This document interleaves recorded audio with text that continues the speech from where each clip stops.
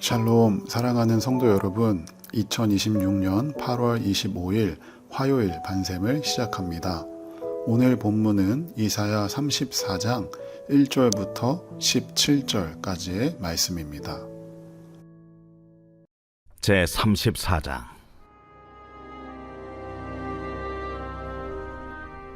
열국이여, 너희는 나와 들을지어다. 민족들이여, 귀를 기울일지어다. 땅과 땅에 충만한 것, 세계와 세계에서 나는 모든 것이여 들을지어다. 대저 여호와께서 열방을 향하여 진노하시며 그들의 만군을 향하여 분내사 그들을 진멸하시며 사륙당하게 하셨은즉 그 사륙당한 자는 내던진 바 되며 그 사체의 악취가 솟아오르고 그 피에 산들이 녹을 것이며 하늘의 만상이 사라지고 하늘들이 두루마리같이 말리되 그 만상의 쇠자나무 포도나무 잎이 마름 같고 무화과나무 잎이 마름 같으리라.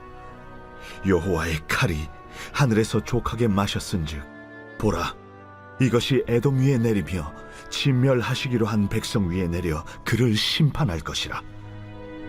여호와의 칼이 피, 곧 어린 양과 염소의 피에 만족하고 기름, 곧 순양의 콩팥 기름으로 윤택하니 이는 여호와를 위한 희생이 보스라에 있고 큰 사륙이 에돔 땅에 있습니다. 들소와 송아지와 숫소가 함께 도살장에 내려가니 그들의 땅이 피에 취하며 흙이 기름으로 윤택하리라. 이것은 여호와께서 보복하시는 날이요 시온의 송사를 위하여 신원하시는 해라. 에돔의 시내들은 변하여 역청이 되고 그 티끌은 유황이 되고 그 땅은 불붙는 역청이 되며 낮에나 밤에나 꺼지지 아니하고 그 연기가 끊임없이 떠오를 것이며 세세에 황무하여 그리로 지날 자가 영영이 없겠고 당아새와 고슴도치가 그 땅을 차지하며 부엉이와 까마귀가 거기에 살 것이라. 여호와께서 그 위에 혼란의 줄과 공허의 추를 들이우실 것인즉 그들이 국가를 이으려 하여 귀인들을 부르되 아무도 없겠고 그 모든 방백도 없게 될 것이요 그 궁궐에는 가시나무가 나며 그 견고한 성에는 엉겅퀴와 새품이 자라서 승냥이의 굴과 타조의 처소가 될 것이니 들짐승이 이리와 만나며 순염소가 그 동류를 부르며 올빼미가 거기에 살면서 쉬는 처소로 삼으며 부엉이가 거기에 깃들이고 알을 낳아 까서 그 그늘에 모으며 솔개들도 각각 제 짝과 함께 거기에 모이리라. 너희는 여호와의 책에서 찾아 읽어보라. 이것들 가운데서 빠진 것이 하나도 없고 제 짝이 없는 것이 없으리니 이는 여호와의 입이 이를 명령하셨고 그의 영이 이것들을 모으셨습니다. 여호와께서 그것들을 위하여 제비를 뽑으시며 그의 손으로 줄을 띄어 그 땅을 그것들에게 나누어 주셨으니 그들이 영원히 차지하며 대대로 거기에 살리라.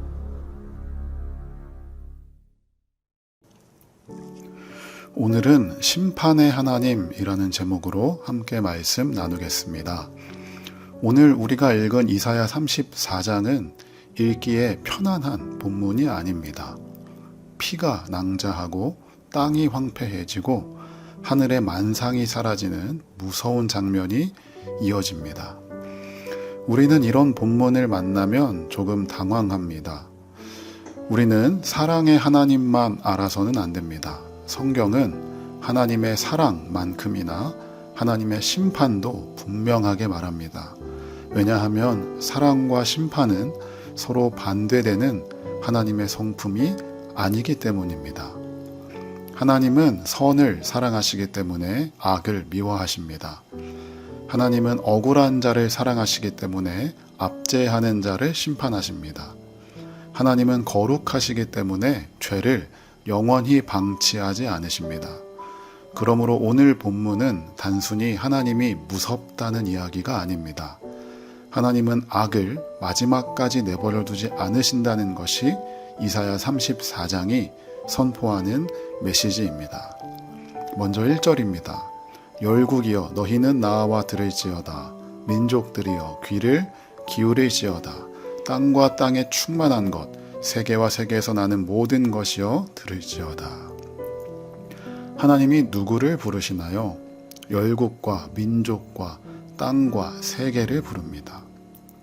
즉 모두를 부르는 것입니다. 이사야 34장의 심판은 특정한 한 민족에게만 해당되는 이야기가 아닙니다. 2절을 읽겠습니다.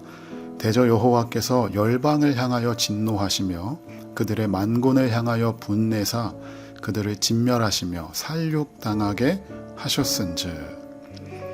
하나님의 심판 앞에는 예외가 없습니다. 돈과 권력과 명예가 아무 소용 없습니다. 심지어 교회를 오래 다녔다고 심판에서 자동으로 면제되는 것도 아닙니다. 사람에게는 괜찮은 사람처럼 보일 수 있습니다. 신앙 좋은 사람처럼 보일 수도 있습니다. 겉으로는 아무 문제 없는 사람처럼 살아갈 수도 있습니다. 그러나 하나님 앞에서는 감출 수 없습니다. 히브리서 4장 13절은 이렇게 말합니다. 지으신 것이 하나도 그 앞에 나타나지 않음이 없고 우리의 결산을 받으실 이의 눈 앞에 만물이 벌거벗은 것 같이 드러나느니라. 신앙생활에서 중요한 질문이 있습니다. 지금 하나님께서 나를 어떻게 보고 계시는가?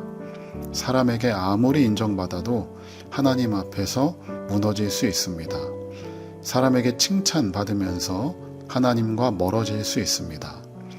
사랑하는 성도 여러분, 신앙은 사람 앞에서 나를 꾸미는 일이 아니라 하나님 앞에 나를 세우는 일입니다. 오늘도 말씀 앞에 우리의 마음을 세워야 합니다. 하나님 앞에 자신을 세우는 사람이 복된 사람인 줄로 믿습니다.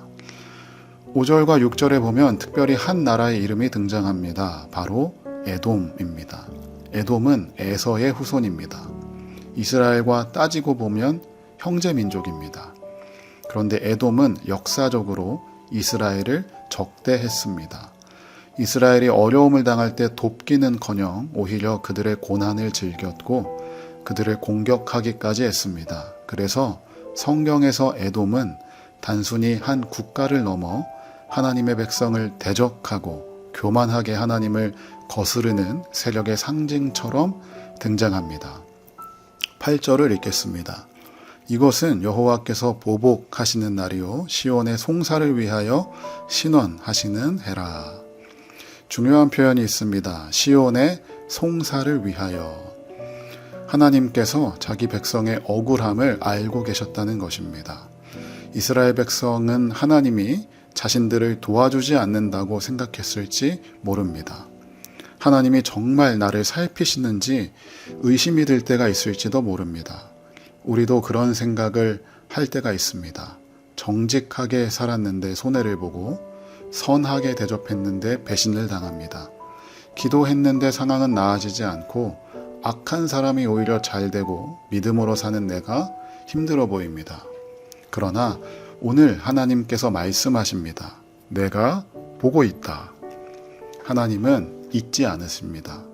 우리가 흘린 눈물을 기억하시고 억울하게 삼킨 말을 기억하십니다. 동시에 하나님은 악도 기억하십니다. 로마서 12장 19절은 이렇게 말씀합니다. 내 사랑하는 자들아 너희가 친히 원수를 갚지 말고 하나님의 진노하심에 맡기라. 기록되었으되 원수 갚는 것이 내게 있으니 내가 갚으리라고 주께서 말씀하시니라. 그러므로 성도는 복수하지 않습니다. 왜냐하면 심판자가 따로 계시기 때문입니다. 우리가 재판장이 되려고 하면 우리의 마음이 망가집니다. 상처받은 일을 계속 기억하고 미워하고 어떻게 갚아줄까 생각하다 보면 결국 상대방보다 내 영혼이 먼저 무너집니다. 그래서 하나님은 내가 안다, 내가 보았다, 내가 판단하겠다라고 말씀하십니다. 사랑하는 성도 여러분, 하나님의 침묵을 하나님의 무관심으로 착각하지 않기를 바랍니다. 하나님의 지연은 하나님의 부재가 아닙니다. 하나님에게는 하나님의 때가 있습니다. 9절과 10절을 보면 분위기는 더욱 강렬해집니다. 무시무시한 이미지들이 펼쳐집니다. 그리고 결국에는 12절에 이릅니다. 그들이 국가를 이으려 하여 귀인들을 부르되 아무도 없겠고 그 모든 방백도 없게 될 것이요. 이제 아무도 없습니다. 화려했던 나라가 폐허가 되었습니다. 여기서 우리는 인간의 영광이 하나님의 심판 앞에서 얼마나 허무한지를 보게 됩니다. 하나님 없는 영광이 무엇인지 에돔을 통해 보게 됩니다. 찬란했던 궁전도 가시덤불이 됩니다. 그런데 심판의 말씀 속에 이상한 희망이 있습니다. 16절입니다. 너희는 여호와의 책에서 찾아 읽어보라. 이것들 가운데에서 빠진 것이 하나도 없고 제 짝이 없는 것이 없으리니 이는 여호와의 입이 이를 명령하셨고 그의 영이 이것들을 모으셨음이라. 여호와의 책에서 찾아 읽어보라고 말씀하십니다. 무슨 뜻일까요?